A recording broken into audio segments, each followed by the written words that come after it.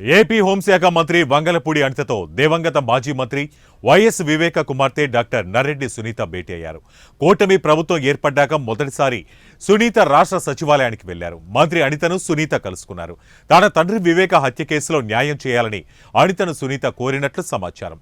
YS Jagan ప్రభుత్వంలో వివేక హత్య కేసులో ముందుకెళ్లలేదని, న్యాయం జరగలేదని అనితతో సునీత అన్నట్టు చెబుతున్నారు. అలాగే వివేక హత్య కేసులో నిందితుడైన కడప ఎంపీ వైఎస్ అవినాష్ రెడ్డిని సిబిఐ అరెస్టు చేయడానికి గత ప్రభుత్వం అడ్డుగా నిలబడిన విషయాన్ని హోంమంత్రి దృష్టికి తీసుకెళ్లినట్టు తెలుస్తోంది. ఇక తన భద్రత విషయాన్ని కూడా మంత్రికి వివరించారని సమాచారం.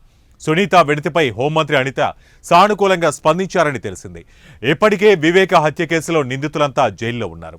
ఒక్క అవినాష్ రెడ్డి మాత్రం బెయిల్పై బయట ఉన్నారు. అవినాష్ రెడ్డిని ఎలాగైనా జైల్లో పెట్టాలనేది సునీత కోరిక. ఎన్నికల్లో వైఎస్ అవినాష్ రెడ్డిని ఓడించాలంటూ షర్మిలతో పాటు సునీత ప్రచారం చేశారు.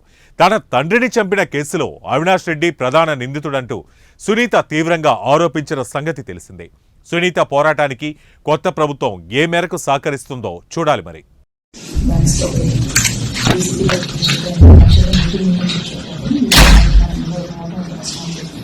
వస్తారు